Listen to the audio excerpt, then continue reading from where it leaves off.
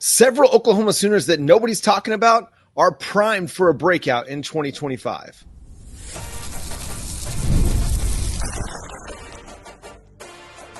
You are Locked On Sooners, your daily podcast on the Oklahoma Sooners. Part of the Locked On Podcast Network, your team every day. What's up, Sooner Nation? Welcome to Locked On Sooners, and thank you for making Locked On Sooners your first listen every single day. Shout out to all the everydayers out there tuning in. Subscribe to the show wherever you get your podcasts. We're part of the Locked On Podcast Network, your team every day. He's Jay Smith of Unfair Sports. Go check him out on YouTube at Unfair Sports. You can read my work covering the Sooners over at SoonersWire.com. And I'm John Williams. I probably should mention that as well. Yeah. On today's show, we're going to go through several mailbag questions from our listeners, you all, from here on the YouTube side of things in the comment sections and from our Discord. I'll drop the Discord link that you can join. It's for free. No subscription, no fees, nothing. Just a place to get together with other Oklahoma fans and chat Oklahoma athletics and more. College, NFL, whatever. We got channels for just about everything out there. You can connect and just build your Oklahoma relationships a little bit more. But that first question that we're going to discuss, Jay, is going to come from our man Spinkerton via YouTube. He says, what is the floor for the Oklahoma Sooners in 2025, Jay? So when you evaluate that, one great example to start from, or a good data point to look at, is who are the quarterbacks that Oklahoma's facing? And if you really looked at the list and you listened to us talk about the power rankings, you don't have very many veterans. Lenore Sellers and Garrett Nussmeier are probably the only two quarterbacks with like more than 3 starts at quarterback in SEC play, I guess you could say. And so everybody else is bringing in new faces. I mean, Tennessee having a new quarterback that it just got here, didn't even go through spring. So you got questions there. And, Arch Manning, we're still waiting to see what he's going to turn out to be. He's gotten a couple of starts there at Texas and played a little bit of cleanup work in certain areas. So you've got a lot of inexperienced quarterbacks, Austin Simmons, et cetera, so on and so forth. So to me, the floor for Oklahoma is what we did last year, 6-7. That's your floor. And I say that because the defense last year was able to win you 6 games against some actually really good players. That's all you needed, right? Yeah. You're going against Michigan, who has a brand new quarterback. Defense is refreshed. Offensive line is, for the most part, refreshed. So there's a good chance with a veteran quarterback, you should be able to actually win that game. So for Oklahoma, having a quarterback who's actually played in the system that this offensive coordinator is bringing in should allow for Oklahoma to still be able to leverage their defense, who may not be as great without Danny Stutzman, but should be just as good, if not a little bit better, because the offense is going to be a heavy participant in the game this season. Yeah, so you won 6 games last year with arguably the worst offense that you've had since 1998. I mean, yeah. Actually, no, it's not even arguable. It's the worst offense you've had since 1998. And you were able to, again, get wins over Alabama. You were leading Ole Miss at halftime. You were playing, you had the lead against Mizzou. And LSU. And you had a lead against LSU in the first half. A lot of it due to the fact that your defense was playing good ball. You get any semblance of competent offense. It doesn't even have to be a top 10 offense for me. If you're a top 50 offense, that is a significant difference. Oklahoma ranked 98th in scoring offense last year. They averaged 13 points per game when you take the defensive scores out of the equation in SEC play. You're not going to win a lot of football games that way, and they still won 2 of them. They still managed to win 2 football games in SEC play. For me, the floor is 8-4. Because I think even if you got average offensive play last year and not bad offensive play, you get average offensive play. That's a fair point. And there's a good chance you win 2 more games because you blew the Missouri game. You had the game against Missouri and just kind of let it slip away. You had an opportunity against Ole Miss, but you couldn't block anybody in the second half. You couldn't block anybody against South Carolina. Like, that game got away from you in 5 minutes because your offense was so bad. So get an average offense, 8-4. Get a good offense, and you're flirting with 10-2, 11-1. Yeah.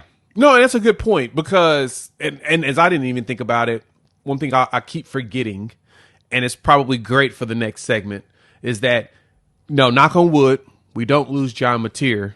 Our backup's not bad. And our backup has experience. Yep. Our backup is going to be in a way more quarterback-friendly system in Michael Hawkins. So you technically got two quarterbacks you can feel comfortable playing with. And that, honestly, that does lift your floor. So, yeah, last season, I'll stick to that as my floor. And that's more so if, like, an apocalyptic situation happens again on the offensive side of the ball. It's the only place because defense, I feel like we have enough depth. We can go roughly 2 deep in every single position, maybe a 3rd deep, and still feel a little comfortable, especially up front. That's the good thing, is I think we still, I agree with Cole Kublik and a few other reports that I think Oklahoma has one of, if not the best defensive lines in the SEC this year. So, and it's deep. It's one that's we have a lot of players that have played in those first 2 deep. So I think your 8 is very fair number. I'm going to stick to my 6 just in case an apocalyptic situation happens again. But I do love the fact we've got a backup quarterback that is not going out there completely green. He won on the road against Auburn. He understands what needs to be done to win in the SEC. And I think, again, we have a much more quarterback-friendly offense. I don't see us going lower than 8, though. Yeah. If you averaged 30 points per game, if you finished 50th in the nation in scoring last year, you averaged 30 points per game. How much different does Oklahoma's season look last year if they average 30 points per game? Dramatic. We may actually even beat South Carolina. I don't think South Carolina gets to 32 because we don't turn the ball over as much, but I digress. Yes, there you go. So, hey, next question here is going to come from Colby via YouTube. He asks, where does John Mateer finish among Oklahoma quarterback greats, Jay? Ooh, that's a tough one. So I'd say where Mateer could probably fall based upon his makeup of work, I can throw him in the top 10. If this is a ceiling piece. This is not me saying where he's at today. This is where, if he has another season like he had last year, if he replicates what he did last year, I can totally see him finishing top 10. It's going to be hard for him to overcome a Kyler, a Baker, right, a Jason White, a Sam Bradford. I'm just going to give you your first, your Hurts. That's your 5 guys that were rated highly in the Heisman talks just in the last 25 years. I'm not even going back to Holloway and going back to all the others, right? So I'd say if he wins the Heisman, this is ceiling talk. I think that among the Heisman Trophy winners, Sam Bradford and all of them, and he replicates his season, he moves right underneath probably Sam Bradford at 5th. If he outdoes Baker and them's numbers, well, he would have to outdo Jalen Hurts' numbers at minimum. If he you have to do Kyler Murray's numbers. If he outdoes Kyler Murray's numbers, then he could probably finish in the top 2. I think for a lot of Oklahoma fans, this will probably depend on where Oklahoma finishes as a team, because a lot of what we consider greatness at Oklahoma is more team success. Yeah, because I think everybody has Heupel and Jason White, Sam Bradford, Baker, Kyler, kind of in that upper echelon of Oklahoma quarterbacks over the last 25 years. A lot of it, yes, the Heismans. At the same time, those guys were also either in the national championship game when you consider Sam and Jason White, or in the playoff, Baker and Kyler, or winning it outright, Josh Heupel. Jalen, I think he had a great season. I mean, he could have won the Heisman if that season would have been any other year, but didn't fare well against LSU. Oklahoma didn't, but made the playoff, but so still considered one of the great Oklahoma quarterbacks of the last 25 years. So I think if John Mateer is able to lead Oklahoma to the playoff and have success in the postseason, that'll allow him an opportunity to be in that kind of top tier discussion of players. But I think the floor for him is what we got out of Dylan Gabriel. I think the potential is also to be in that similar air to a Landry Jones, who was really, really good at Oklahoma, but not considered in the same echelon of player as the Heupel, White, Baker, Kyler, Hurts. group of quarterbacks. I think right in there, so, there's a few tiers of quarterbacks. You have like the greats, then you have the guys that were really, really good in the Landry Jones, Dylan Gabriels. And I don't think he's going to fall below that. I think he'll be one of the really, really goods or potentially greats at Oklahoma. That's true. That's a solid point there. That as great of if you really think about it, I mean, Kyler's season wasn't. I mean, besides winning the Heisman, it was kind of similar to Hurts. You go out there and Alabama takes a massive lead on you, and then you rally to come back. And which what's funny in that game is that the offense is what filled the team and not the defense at that point. The offense just could not it was sputtered its way into the fourth quarter and made it look more presentable, but that score was definitely deceiving. So, yeah, that's a true point. Depending on where he takes the team. If he gets the team into the playoffs, man, there's going to be an argument that you kind of got to give him a lot more props than. Ooh, the list is tough. There's a lot of good quarterbacks that played at Oklahoma. That's why Oklahoma quarterback you. I mean, yeah. That's where the issues lie. He's got some work. He's gonna have to outdo. He's probably gonna have to outdo Jalen Hurts' numbers to be considered anywhere near the top 5, or win a national championship. Go win the national title, and you'll put yourself in the upper echelon of Oklahoma quarterbacks. Guarantee, regardless of your performance. Oklahoma fans want results. We don't want stats. Who's going to break out? Who's going to have a massive season for the Sooners that we're not talking about? We'll discuss coming up next here on Locked On Sooners. Ever check your bank account and wonder, where did all my money go? Between dining out, online shopping, and entertainment, it's easy to lose track. That's where Monarch Money comes in, your personal CFO, giving you full visibility and control over your finances. Monarch Money isn't just a budgeting app. It's a complete financial command center. You can track all your accounts, investments, and spending in one place, so you stop just managing your money and you start building wealth.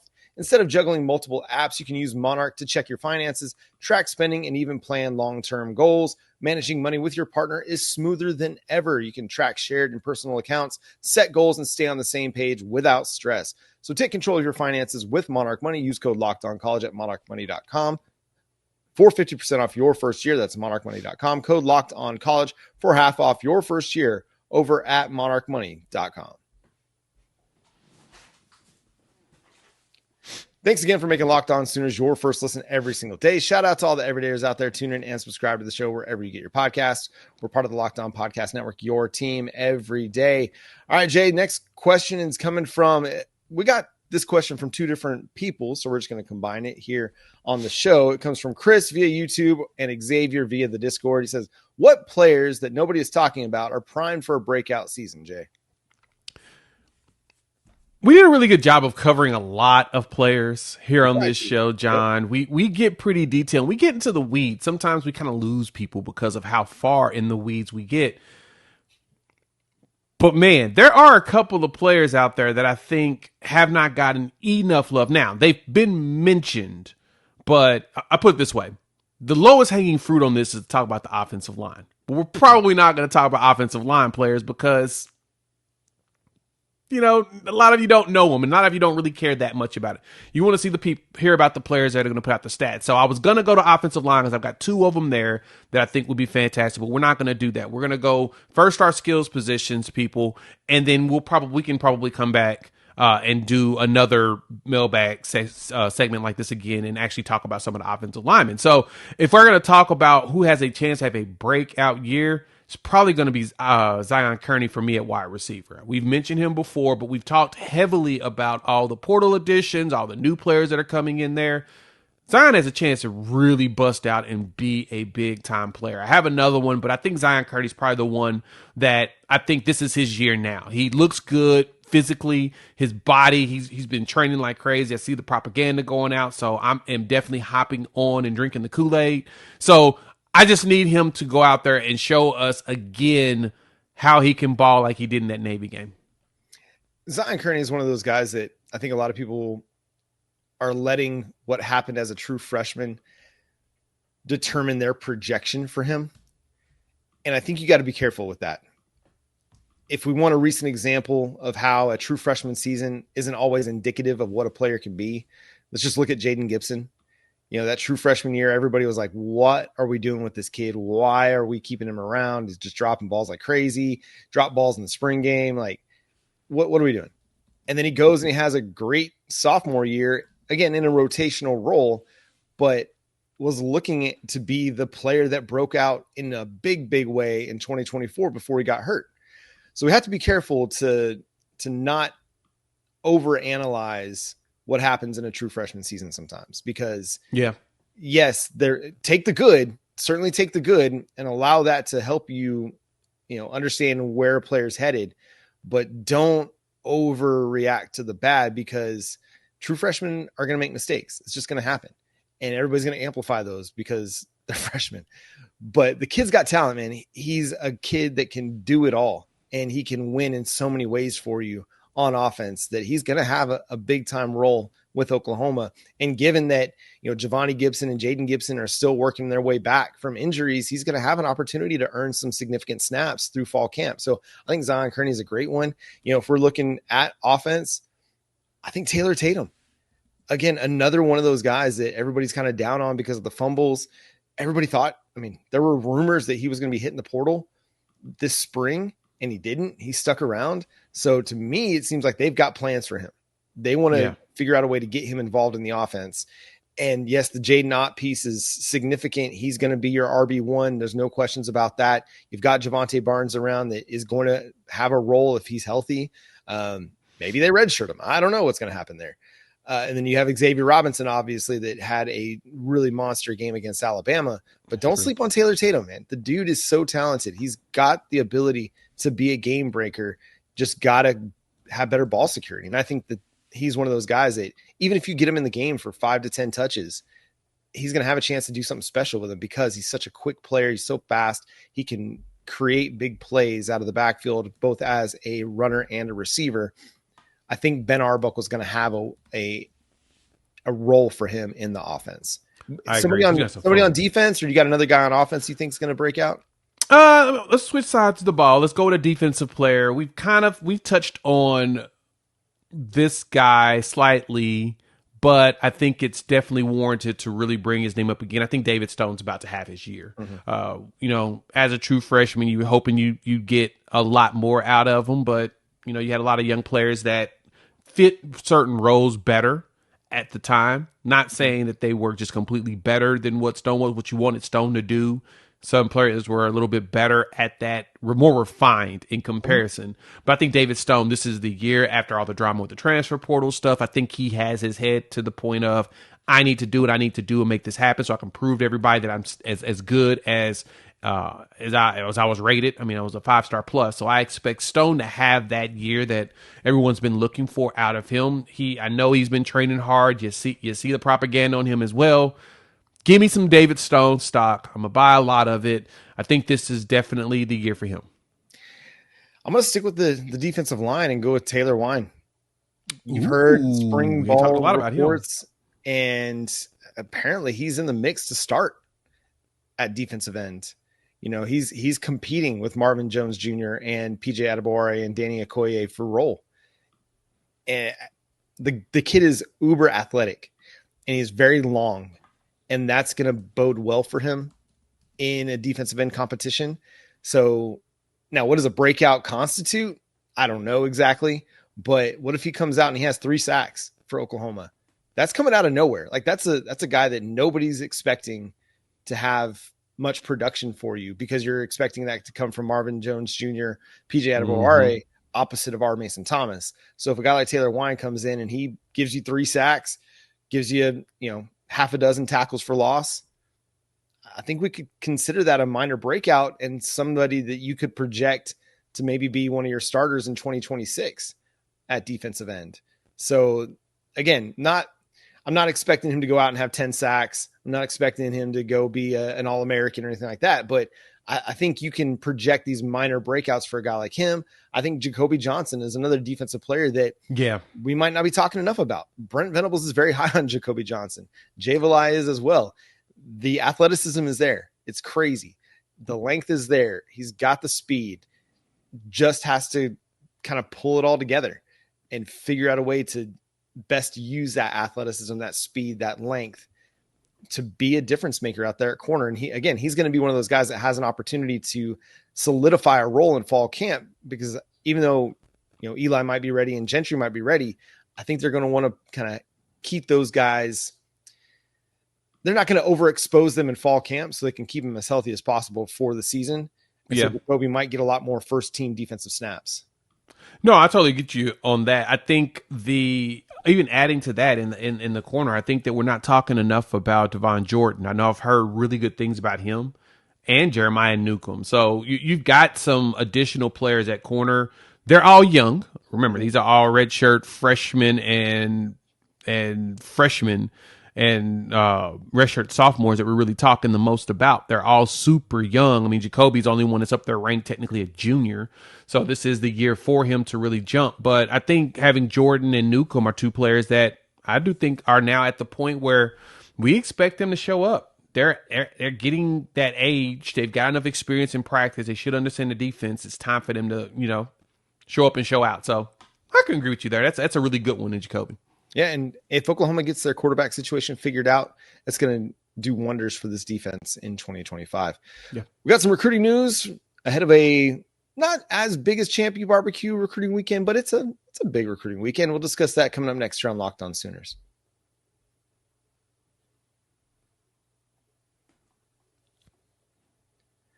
Once again, thanks for making Locked On Sooners your first listen every single day. Shout out to all the everydayers out there tuning in and subscribe to the show wherever you get your podcasts. We're part of the Locked On Podcast Network, your team every day. So, Jay, what's coming up this recruiting weekend for the Oklahoma Sooners? So Oklahoma's got a couple of visitors that we do know that are on the list to come and join. We've got a running back in Decephen Walker. He's about 5'10", 5'11", 180 back that we're expecting to be in town. He's out of Missouri, Raymore, Missouri. And so I know Missouri's heavy in the pack on him, Kansas, Notre Dame. He's got a big enough offer sheet that you need to pay attention to him. And when I say big enough, I mean, it's pretty nice.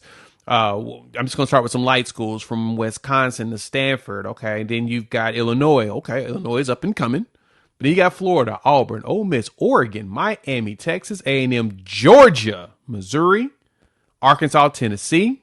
That goes right into your SEC teams. Then you've got Oklahoma State, Notre Dame, of course, OU, Kansas State, Nebraska, and Kansas. And so a lot of big schools want this kid on their roster. I know that Notre Dame was heavy on him. He is a 4-star consensus and composite top 400 player in the country. So I think that he's one that Oklahoma's been really eyeballing over the last few weeks. He'll have a weekend, quote unquote, to himself. I mean, not fully to himself, but enough to himself to where it's kind of significant. You're like, wow, he's going to be here and not really too many other players. It's going to be a big opportunity for DeMarco Murray to try to reel in a new running back commit after we lost Jonathan Hatton. What's significant also about this is he was expected to visit Notre Dame this weekend. You look at 247 Sports timeline, and he was supposed to have an official with the Fighting Irish. Ends up he's going to have it with Oklahoma. He's also supposed to have an official in Nebraska next weekend, but maybe Oklahoma can get him locked up, and that goes by the wayside. But it's a significant recruitment. He's a 4-star in the composite rankings, and this is somebody that Missouri wants to have too. So you're going into SEC territory technically and pulling a player that they want out of their state. I think, again, that's an important aspect here. You've got to find more running back talent. You've got to continue to build that because you're going to lose Jaden Ott this year, potentially could lose Javonte Barnes after this year, and then you're going to be really, really young at running back. And so you need to continue to add talent. Look into 2026, it looked like Taylor Tatum, Xavier Robinson, Torrey Blaylock, and then whatever else you add, either portal or from the 2026 recruiting class. That's what your running back room is going to look like. So you need to continue to stack talent and find guys that can be difference makers for Oklahoma. Yeah, we got a legacy coming in to visit, Jay. Yeah, we do. Josiah Jefferson, tight end out of Southwestern Junior College.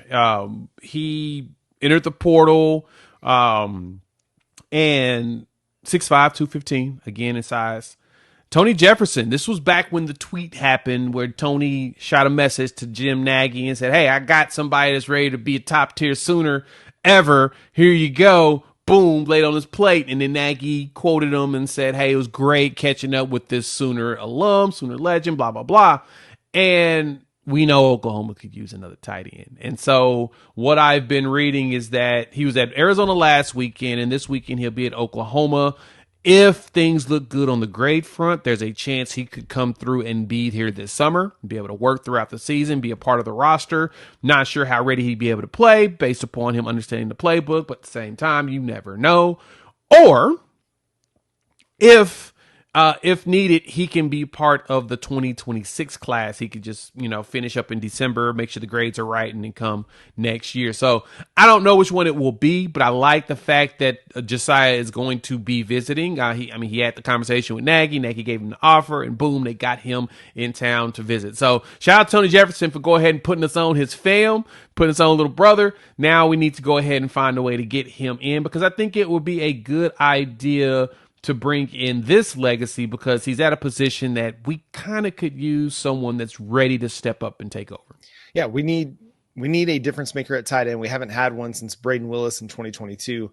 You need to figure out a way to get more out of that position.